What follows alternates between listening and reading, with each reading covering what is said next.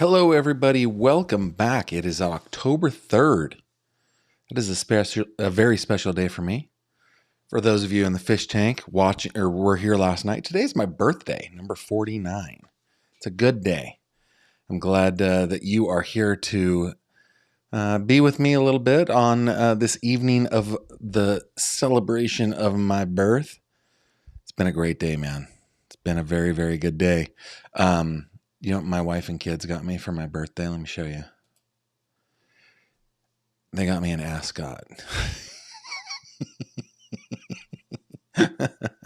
That's right. They got me an ascot. Look how fancy I look. Just look how fancy that is. I am a dapper Dan in that ascot, and they got it for me because I asked for it. I just thought it'd be cool to have an ascot. So yeah, that is what I got for my birthday, and it is maybe one of the best gifts I've ever gotten for my birthday. So funny. The other thing that I wanted to bring up here, guys, listen, one of the things that I love about my channel is that we are part of a greater community of true crime enthusiasts. If I can get serious for just a bit, I saw a post from yesterday on Stephanie Harlowe's channel. Now, Stephanie has been a friend of my channel for about 2 years. Many of you who watch me were referred over by Stephanie Harlowe. I saw her post from yesterday where she told her community, her followers, that her husband Adam passed away. They had, she describes it as they had been estranged, but nevertheless, a very important person in her life, definitely in the lives of her children. And so it does appear that he died from some sort of overdose. I don't know the details, but I do want to express my love for Stephanie, for her children, whom I've never met, but my heart aches for them. And I hope that she will take some time to heal, to mourn the loss of her children's father, her husband, and take that time to heal. It's a very difficult time, but those of you who are of the praying ilk, I suggest that you say a prayer for her. And those of you who are not, maybe just keep her in your thoughts. Maybe express your condolences to her over on her channel. She is an amazing, amazing woman, a person that I have thought highly of for a long time. And like I said, has been a friend of my show ever since she discovered the Allen Greenberg case. Very grateful for her. So hope that she will find healing and be able to move forward in Adam's absence. All right. With that, let's see. Where are we? Oh, I know where we are. We are talking about the murder of little Madeline Soto. Maddie was 13 years old when she died, and I know that most of you know this story, but just a quick recap for those who don't. 13 years old. The story that her mom and her mom's on-again, off-again boyfriend told was that he took her to school, and when she went to go pick Madeline up, she meaning Jen, Madeline had not been at school. So it was a missing persons case for about 4 days. Last time she was seen alive was February 25th. The official time when she was reported missing was February 26th. And her body was found on March 1st. This is part 2 in us listening to a recording by one of Jennifer Soto's roommates. Now, it turns out that this roommate, her name is Natalie Rosero. Natalie has known Jen Soto, Madeline's mom, for many years. They met like in junior high school. Yesterday, we heard the first third of this recording, and it kind of set us up for this part where we're going to probably learn a little bit about what was going on that Sunday, which would have been the 25th of February, the last day Madeline was seen alive. It was the day of her birthday party. And so we're going to pick it up here. I want to remind you guys, if you put GF in your comments, that will ensure that I see the comments. And throughout this video, I will be posting some of those comments. If you're new around here, that's kind of what I do. I like to engage with you guys in the chat. I wish that I could do it in the chat, but alas, I'm making the video. Anyway, just put GF in there. I will see those more easily. And thank you all for the birthday wishes. It has been, I mean, come on. Look at that ascot. Just look at that. Let's hide the text and let's just look at how good that ascot looks. Oh my goodness. That, oh, my wife and kids know me so well. That is just the best. Built to Help Art says schnazzy. Oh yeah, it is. It is all the schnaz. There's no schnaz left. It is all right there, and that beautiful blue ascot. Okay, thank you for all the birthday wishes, guys. I really appreciate it. I've rearranged some of my buttons here. I might be a little off. Okay, so I've introduced Maddie. I've introduced where we are. Oh, one of the things that I should say, though, is that if you would like to listen to this recording in its entirety on your own, you can do so over on my website. There's a link down in the description.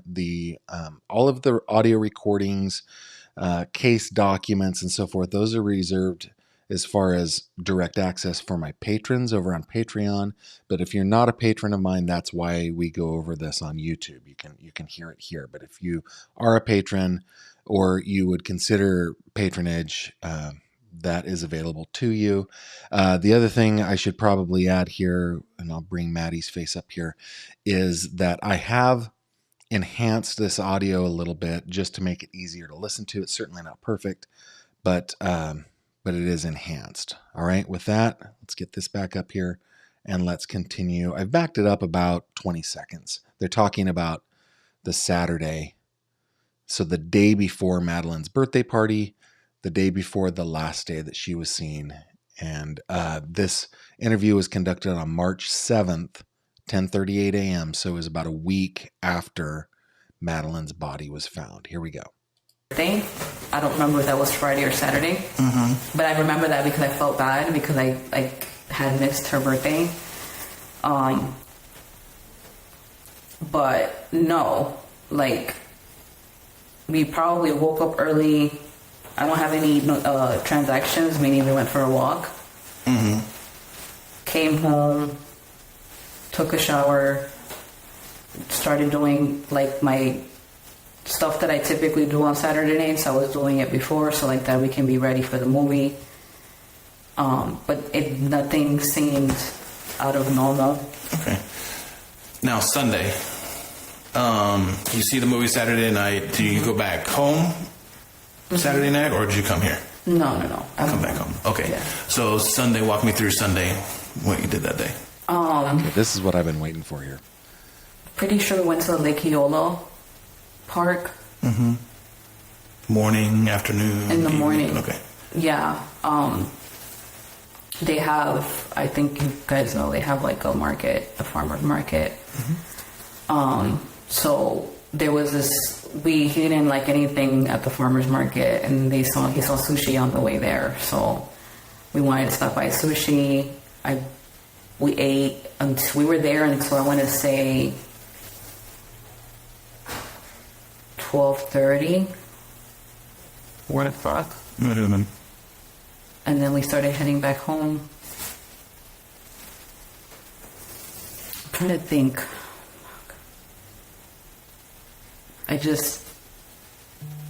The moment that like, okay, let me think. So I'll just try to help you out a little bit. When you get home, is anybody home?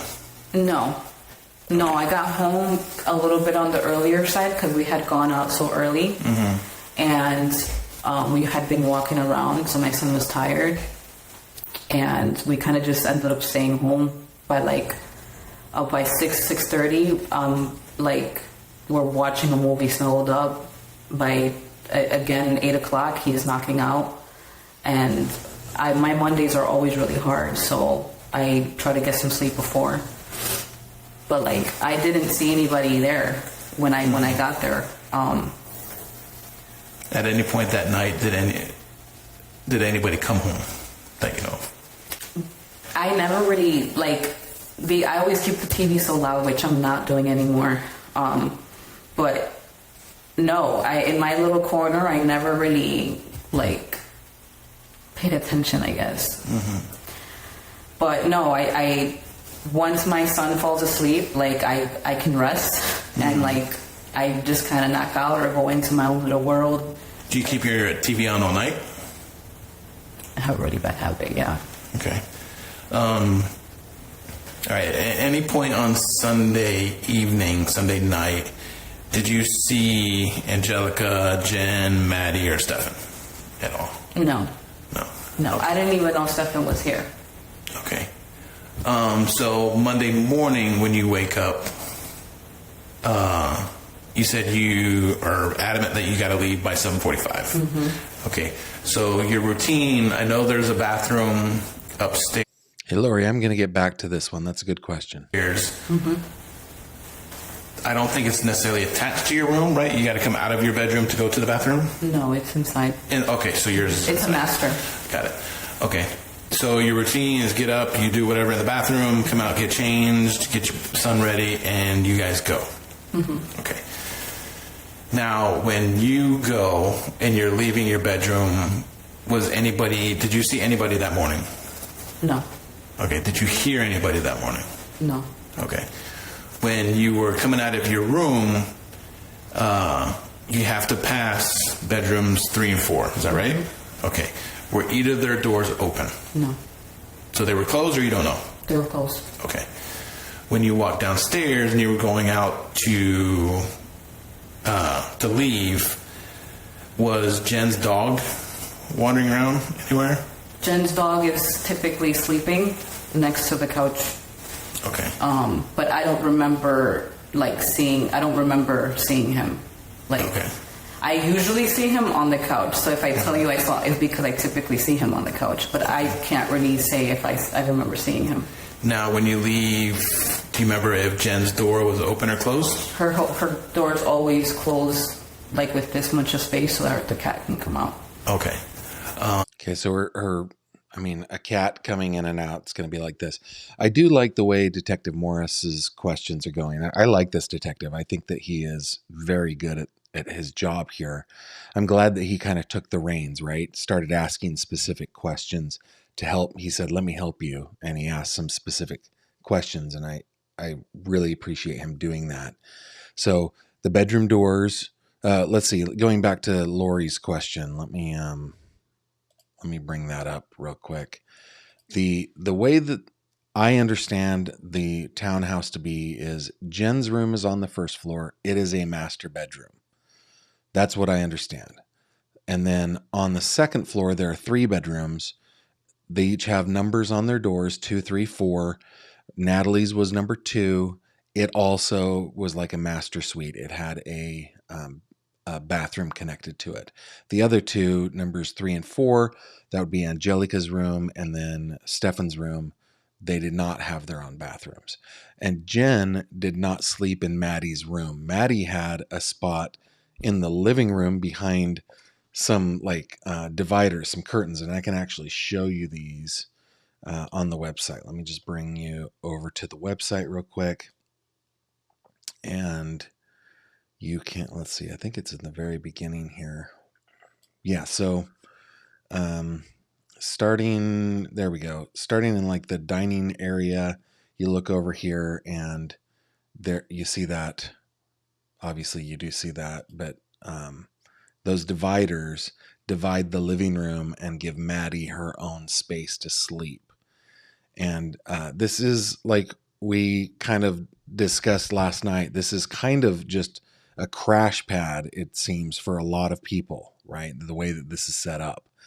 So, Jen did not sleep in Maddie's room, Maddie would sleep with Jen in her room, is the way it's been described. And it was described that way from Jen's interviews, from Stefan's interviews, and from the interviews of Chris and Deb Stearns. So I have no reason to believe that that's not the case.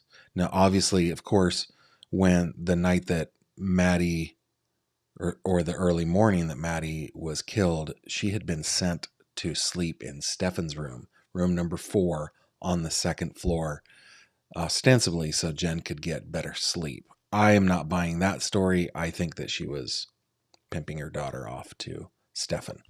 But hopefully that answers your question. That's a good question. All right, here we go. Do you happen to look, be nosy or whatever it may be, and you look towards that to see if the door is open, or could you see anybody inside, hear anybody inside? No, it was like any other morning. Okay. And I just leave. Okay. And how confident are you that you left around 7:45 that morning? I have a meeting first thing in the morning on Mondays. Give me 1 second. I can tell you because my boss typically texted me. And like if I'm waiting outside for a parking spot, it's always like around 9:05. But yeah, because it was Monday, I'm up like, and I had been sleeping. Like, Sounds to me that she's confident she left at 7:40. Okay.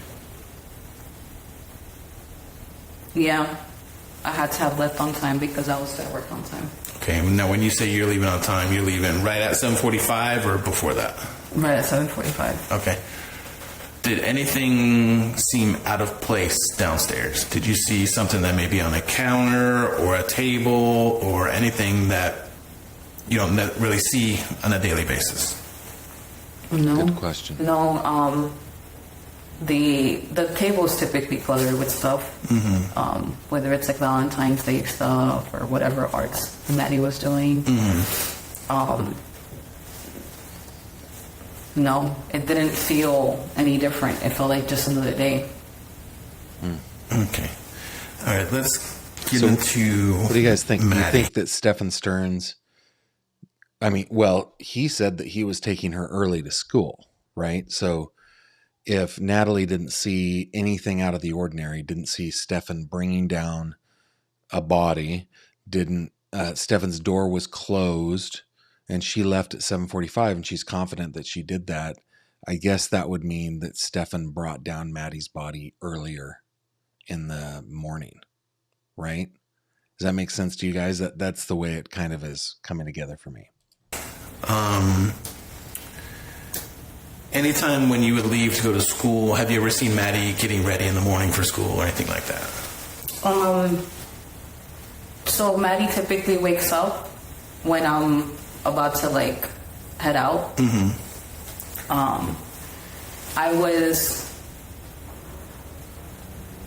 I make my son's lunches, so I'm like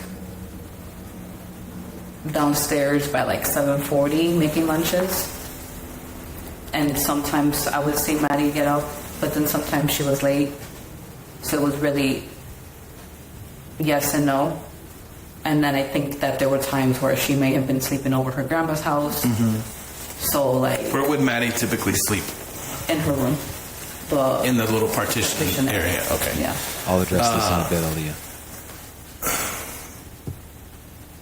Good question. Now, have you ever seen Maddie get ready for school or anything like that? No, I think she would get ready in her mom's room. Okay. Yeah, no, like if I'm downstairs, it's for that moment, and then I go back upstairs. All right. Do you know, or have you ever talked to either Maddie or Jen, when Maddie gets ready for school,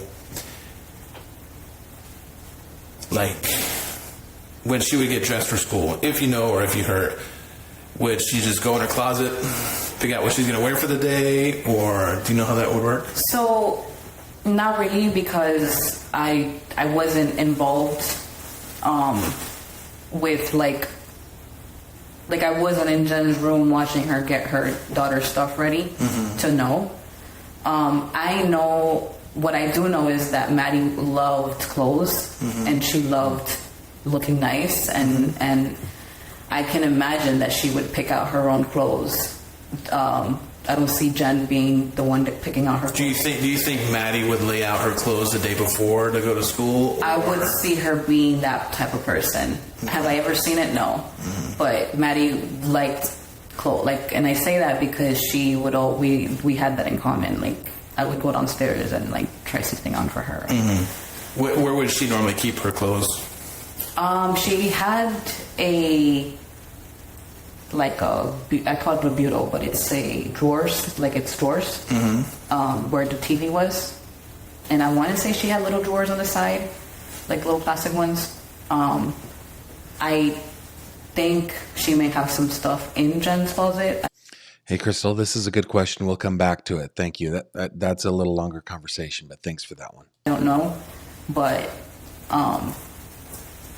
I want to say that's where she had her clothes, because she had like a whole drawer set in her room, in her little partition area. So when you would leave to go to work or make breakfast or make lunches downstairs, where would Maddie typically be? In her mom's room at that point. Okay. Yeah. Did you ever see her sleeping in her own bed that's down there? I mean, I've seen her a lot in that area. Welcome, Tammy. A lot of the times that I was down there, it was throughout the daytime. It was, if it was into the evening, she would be like on her computer. But no, I mean. Hey, this is a great comment.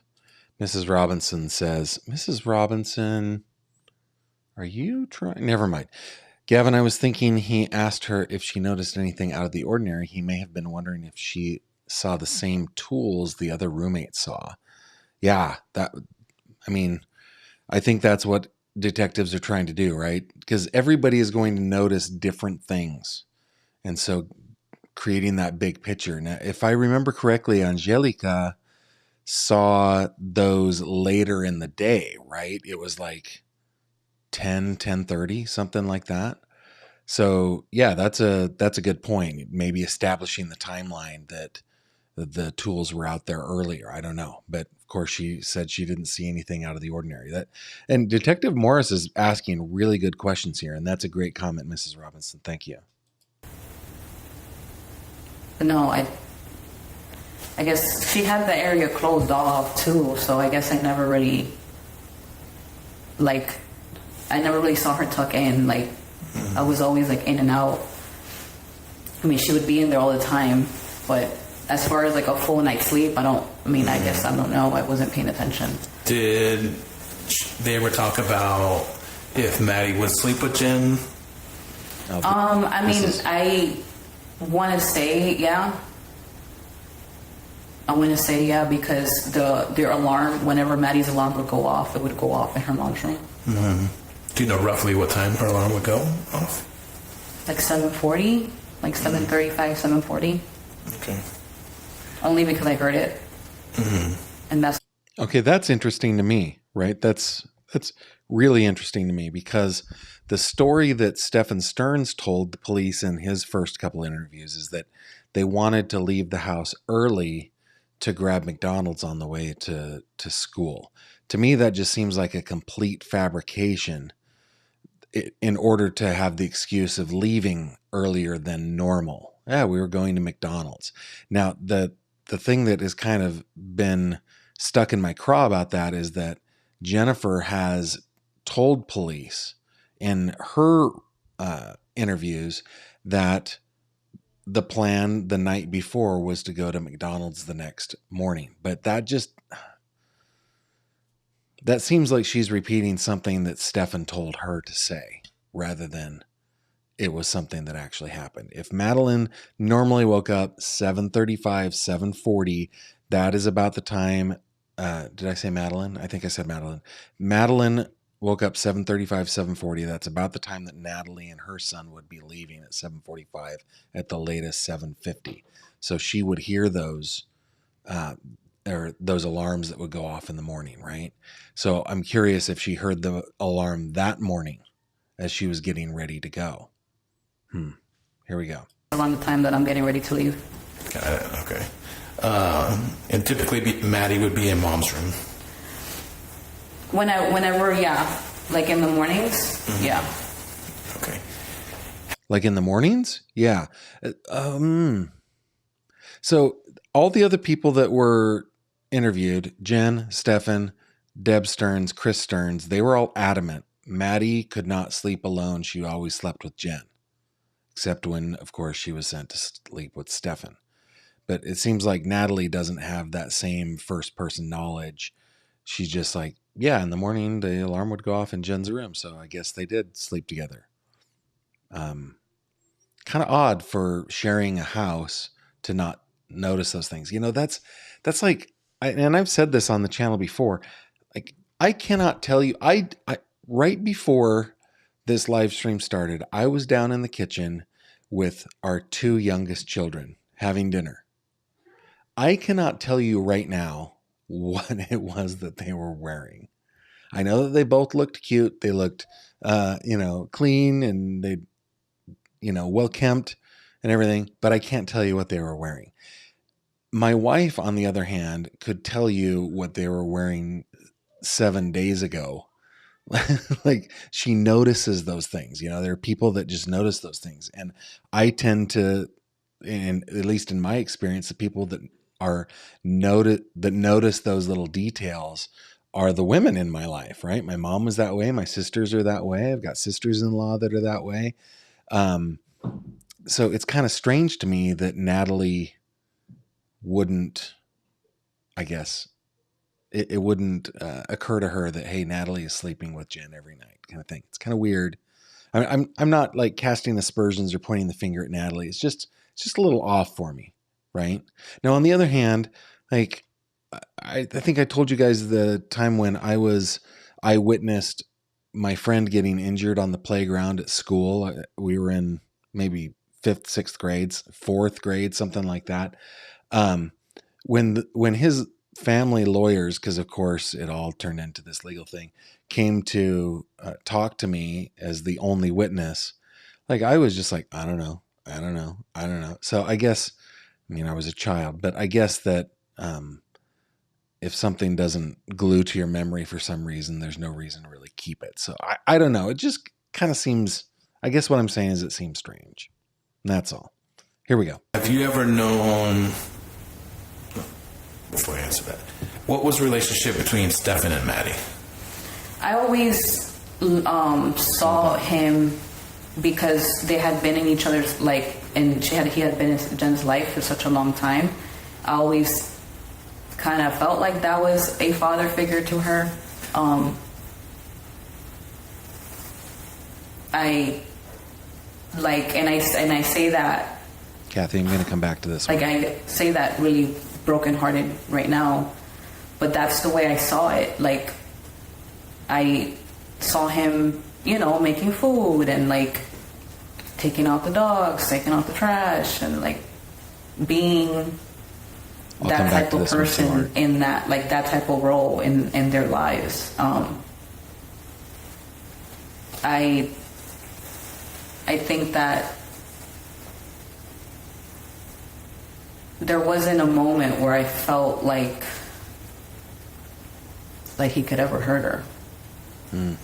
That's the way Angelica said. So when Maddie's alarm clock would go off when she's getting ready for school, and you're saying she's sleeping with mom, would Stefan also be in the room? So for the last couple months, I didn't even know they were together, because if he was there, it was for that moment. He wasn't staying overnight.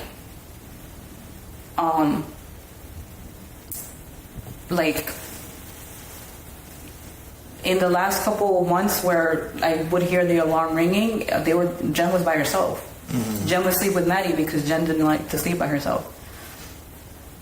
But as far as when he was living there, they made that whole area for her so that she can sleep there. I never ever thought she wasn't sleeping there while they were together because they had made that whole area for her. When Wait a minute. These last couple months that I've noticed, hang on, Maddie sleeping let me go back about 10 seconds. There while they were together because they had made that whole area for her. Let me go back a little more. Moment, he wasn't staying overnight.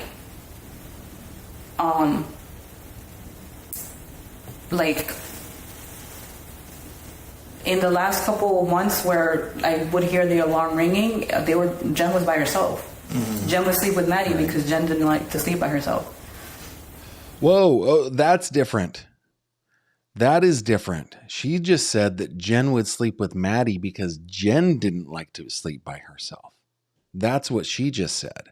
Everybody else is saying that Maddie would sleep with Jen because Maddie didn't like to sleep by herself. And those are two different things. But as far as when he was living there, they made that whole area for her so that she can sleep there. I never ever thought she wasn't sleeping there while they were together because they had made that whole area for her. When these last couple months that I've noticed Maddie sleeping in Jen's room is because she was by herself. Yes, Lord. It never occurred to me that if they were ever in the same bed together like that because they had made this area for her. And at some point he was sleeping on the couch, so I just yeah, man. It's nuts. At any point did you ever see Stefan alone with Maddie? There was only one time where I had sent a message to Jen. I want to say I couldn't sleep. I was going to the gym. And they were playing Atari. I heard them playing Atari. And the door was partially closed. And I texted Jen. I was like, hey, I just want to make sure you're okay with this because, I grew up in a very different household. My dad doesn't play. So that's just the way I was raised. So I sent her a message. I was like, hey, are you good with this? Are you okay with her being in his room? So this is the room upstairs. Mm-hmm. Okay. Yeah. Those were around the time they were. Yeah, and that's a natural reaction. That is a 100% natural reaction, right? A friend sees her friend's daughter in a bedroom with that friend's ex-boyfriend.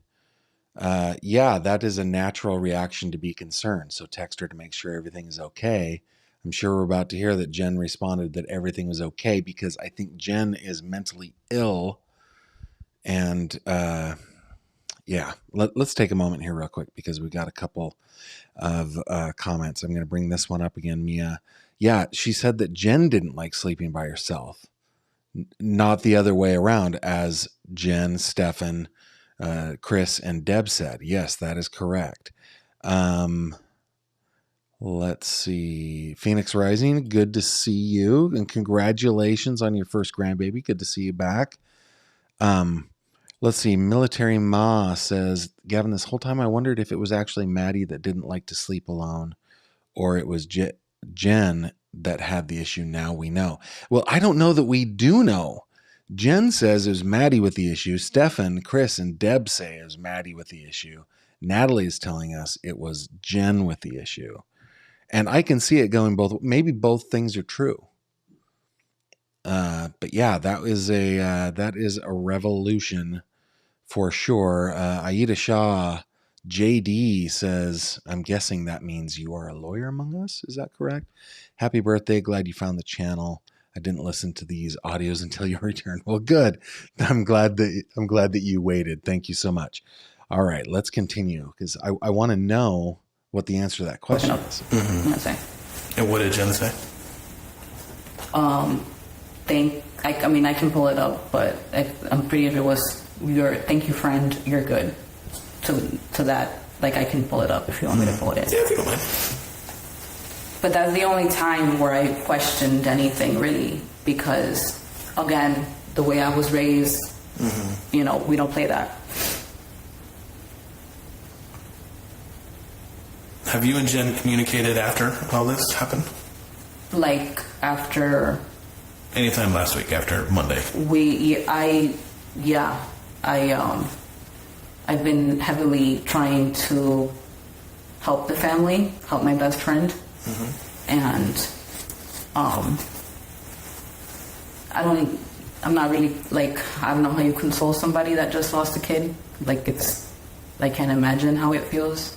I don't ever want to know how it feels. The only thing I've spoken to her is just, you know, I'm here.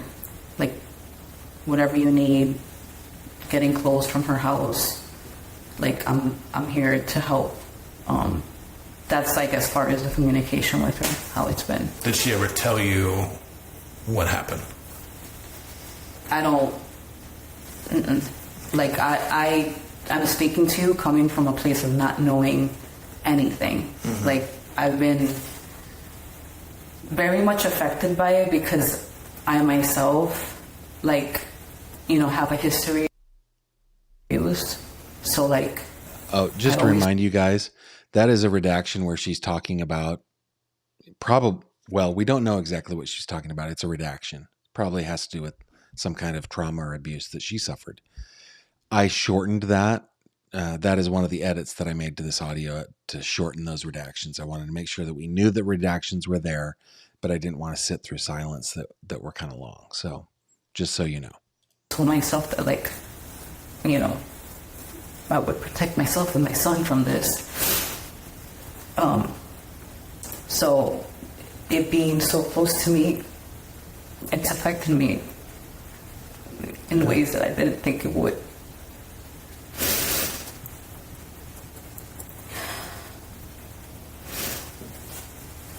Yeah, how could it not? Especially if you have a history.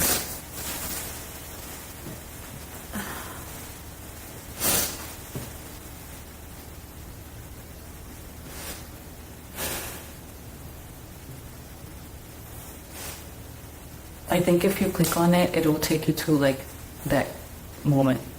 Oh, they're looking at her messages right now, and Mia's like, I wish this message was thrown at Jen during her interview. She can't say it wasn't you have any other text messages between you and Jen about Maddie or Steven or anything like that? Yeah. Okay. All right. So Sunday night, going into Monday morning, did anything stand out to you? Did you hear any noises? Did you hear anybody walking upstairs or downstairs? Or when's the first time you heard about Maddie going missing? Stephanie called me, I think, around 6:30 Monday. Stephanie is Jen Soto's sister, Stephanie Soto, and she is Natalie Rosero's best friend. Asking me if Maddie had gone home because they were looking for her and she never made it to school. The moment that call came in, I went straight downstairs and I checked the bathroom, Jen's room, and her room. Did you see anything that looked different to you? It was weird because it was like everything was bundled up. And I don't know if this is how she typically, like, kept this shit. When you're talking about her, is that Maddie or Jen? Yes, Maddie. Okay. Maddie's bed. Yes. It was just bundled up like if somebody was there. So when I went to grab it, thinking maybe it was, you know, it was a whole bunch of, like, clothes or like blankets rolled up. Was that normal? True Court and Crime Junkie, yes, Maddie's body has been laid to rest in a private ceremony with just her family. Maddie wasn't, like, always the most tidiest person. And she kept that partition pretty close to not be able to see it. Like, Maddie struggled with, like, organization and stuff. But it was weird because I was looking, like, at that point I'm looking for her and I see, like, clothes bundled up, and I'm like, oh my God, yeah, it's her. Like, but no, I wouldn't be able to say if that's her usual thing or not. But it was just, to me at that moment, it weird because like she's missing and this thing is bundled up. Like if she's supposed to act like she's there or something like that, you know, like it was just really weird at that point. But I mean, for me to sit back and think if she ever kept, like sometimes she didn't do her bed. She always had pillows like all over her bed.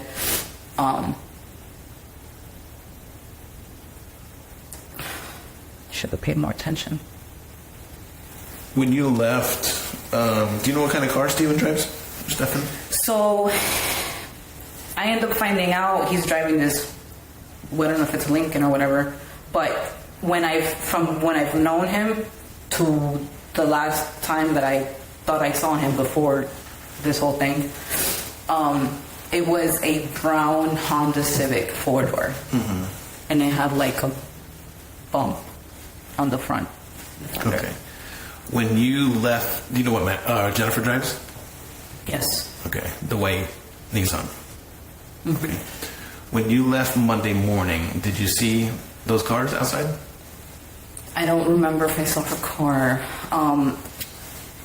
So typically she parks in the handicap next, like right there. Mm-hmm. But there's been a van parking there.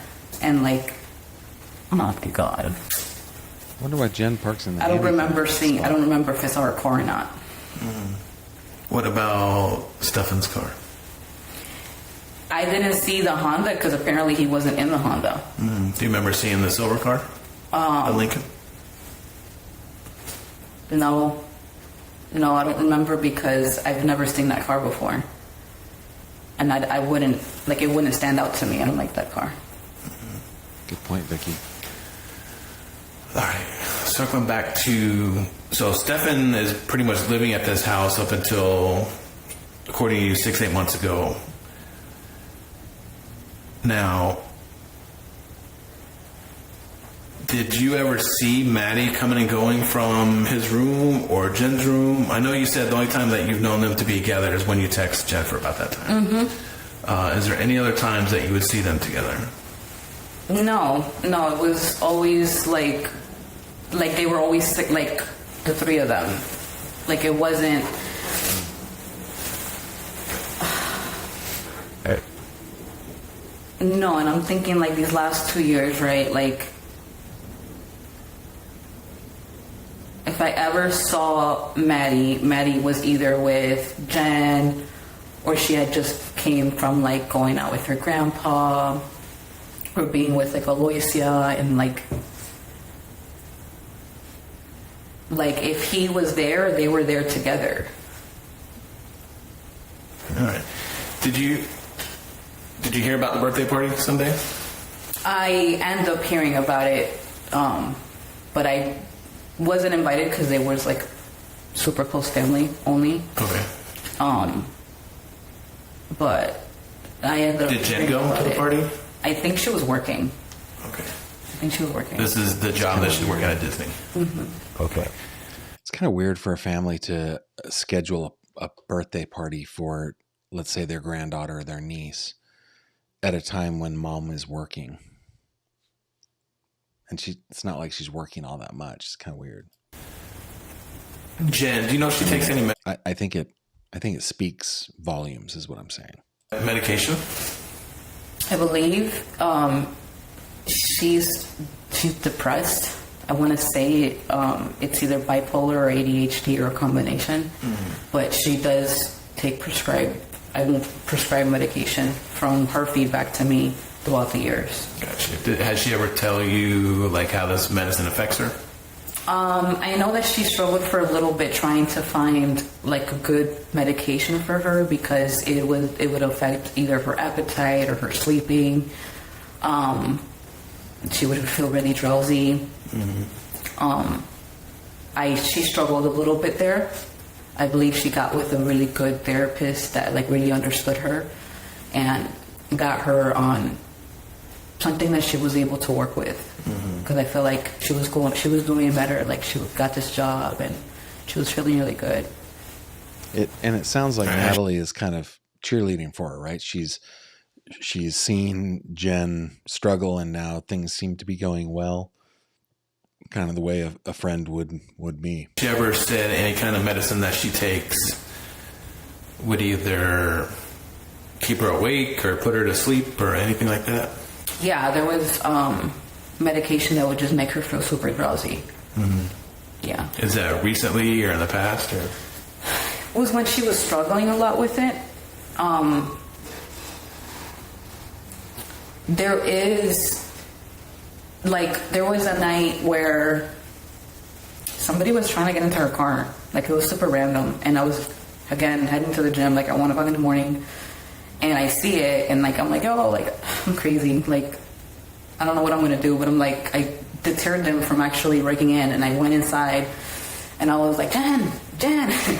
And, like, she was super, super sleepy. And she had mentioned to me that there was a medication that, like, made her feel super sleepy. What was this? That was like, oh my God. Stefan was still living upstairs because he had came down and he was like, I'm going to drive around just to make sure they're out. I was like, all right, bet. But Stefan was still there. Okay. Did Maddie take any medication? Do you know? I think she needed help, like, sleeping, because there was medication that she needed in order to have, like, a good night's sleep. Mm-hmm. I believe, according to her, like, the feedback that I've received throughout the years, that she does have, like, ADHD. Mm-hmm. So she does need something for focus.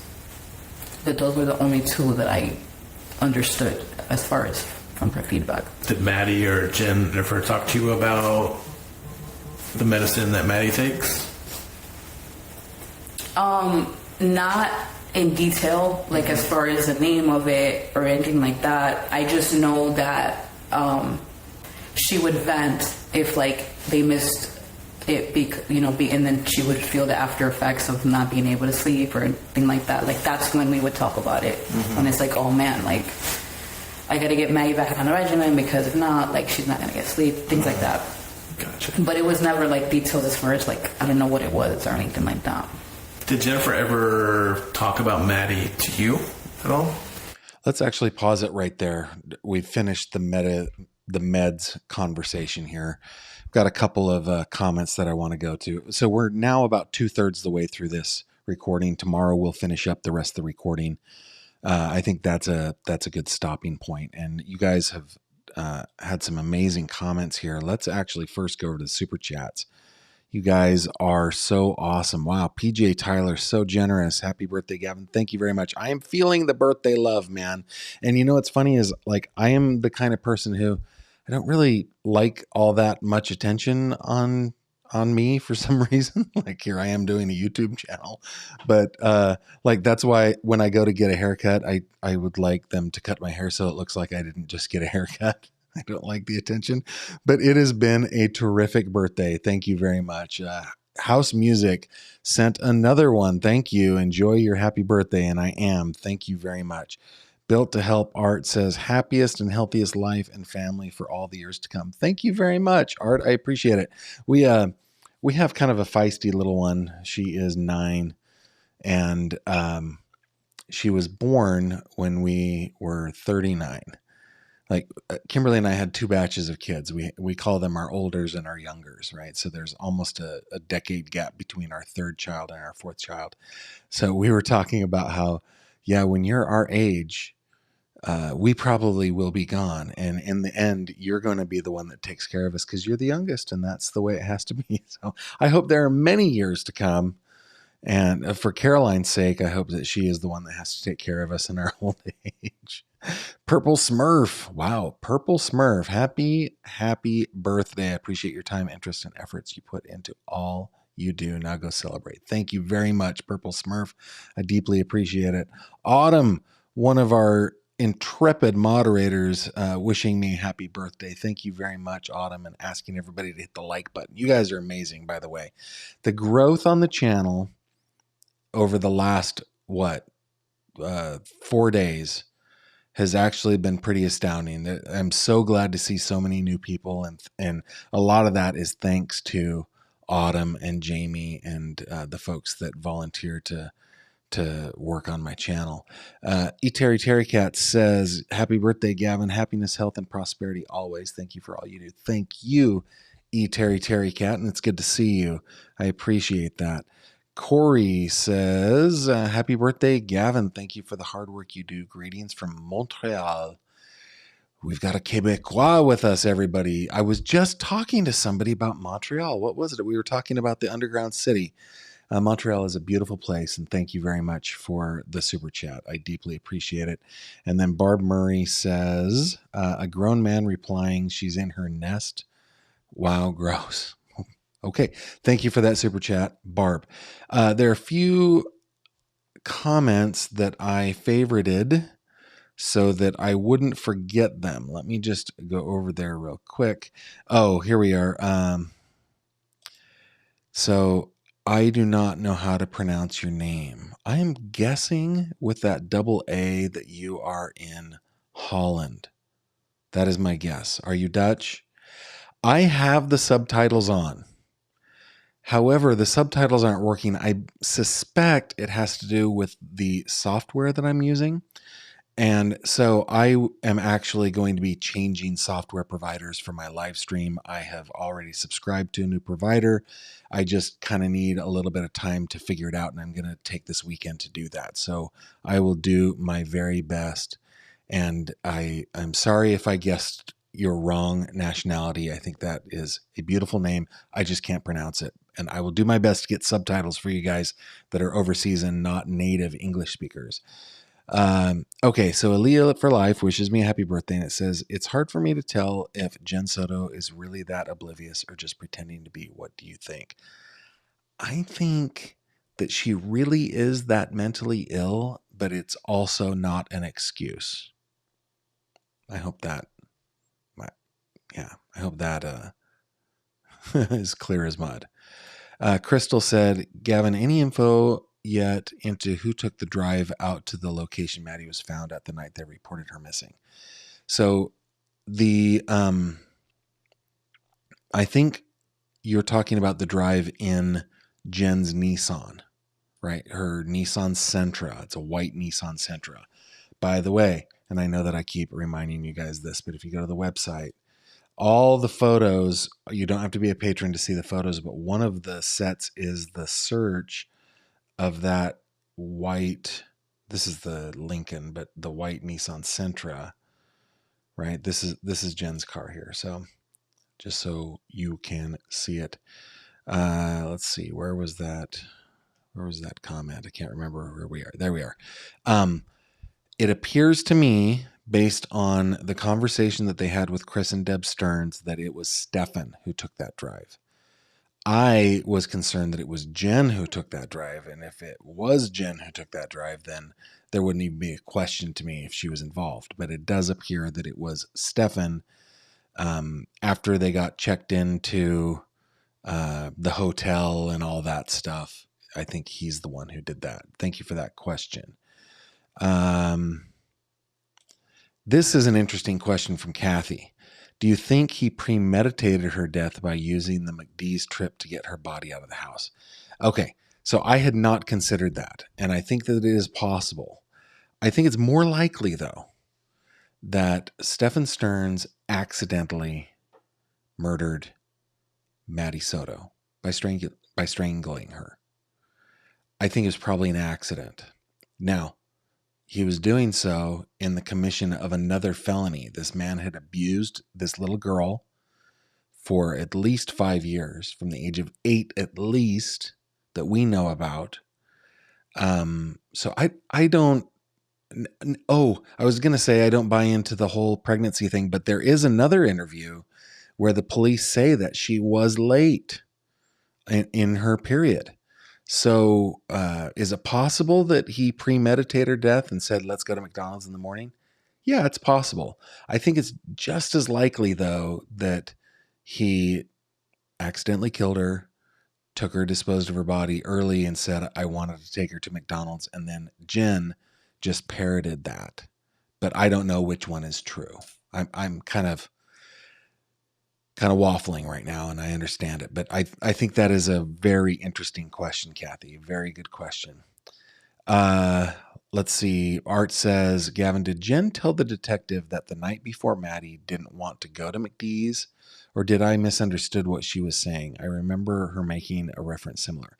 I think she did say something like that, but it wasn't the night before. It was Maddie was excited to go to McDonald's in the morning, and then the next morning she wasn't all that excited and slept in the car. But I think it's more likely that she's just, again, parroting what Stefan told her. That's a great comment and a great question. Laura Clements says, how is this not neglect? Did they give her full immunity or just immunity on the original statement? So, Laura, if you go to my website, gavinfish.com, let me bring you over here. I'm on Maddie's case page, but if you click on the blog here, up here at the top, it'll take you to my blog. And I did write something about what derivative use immunity is. So I encourage you to go check it out. No, she did not get full immunity. Where's that comment again? She did not get full immunity. She just got derivative use immunity. That means that anything that the police discovered because of her testimony, she has immunity from prosecution on those things. There are two caveats though. Number one, if she lied, then like at any time during that testimony, then her immunity is gone. And number two is and first of all, I should say derivative as well. So it's like if they find something that came from her testimony and then based on what they found something else, she's immune from that too. As many steps as it goes, that derivative use. But the caveat is if she lied at any time, all bets are off. She has no immunity.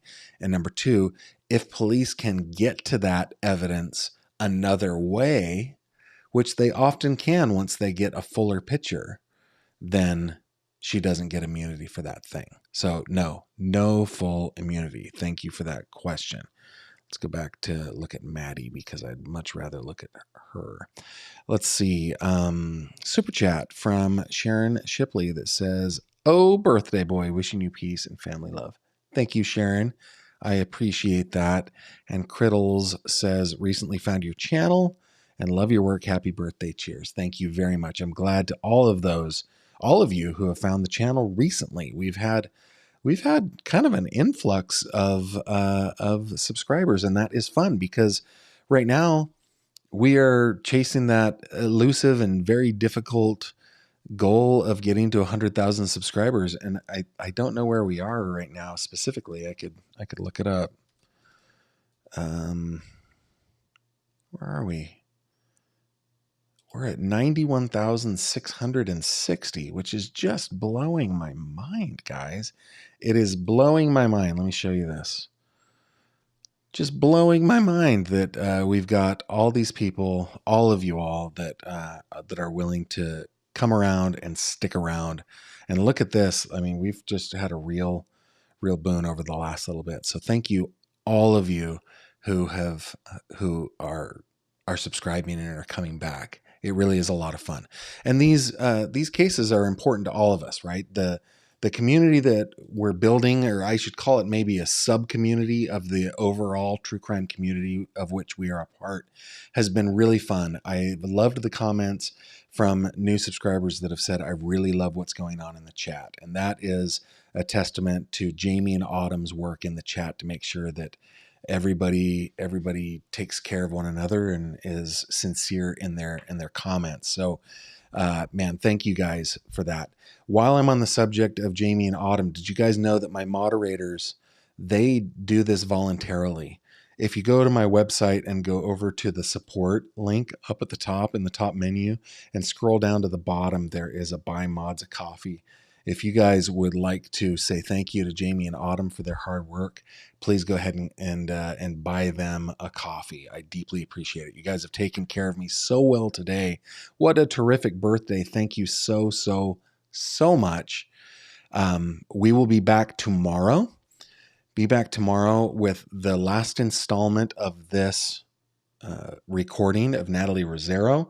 And then I'm going to take the weekend off. We've actually got a festival in my area. It's kind of a big deal. And we've also got some things that are going on with our family that are going to be fun and important for our family. So I won't be live streaming Saturday and Sunday, but I will be back on Monday. And on Monday, we're actually going to be going over a recording of Jen Soto's sister, Brittany. So if that is something that you would like to take a listen to or listen to with me and we can discuss it, please subscribe. And the last thing that I will mention, this is so self-serving, but two more things.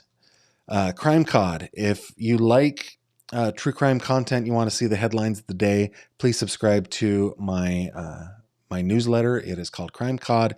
I don't spam. It's easy to unsubscribe. And I'm grateful to those of you who give it a shot. And then secondly, this little fishy up here will take you to the Fish Tank on Facebook. We've got like 2,220 members, and we are talking about all things true crime. So please head on over there. Look at how awesome people are. I mean, that is just awesome. People are amazing. So come on over and join us if Facebook is your thing. With that, guys, I will bid you adieu. I will see you tomorrow, I hope. And see you then. Take care. Thank you very much for watching this video. If you liked what you saw, please consider subscribing. And if you have any questions or comments, please leave them below.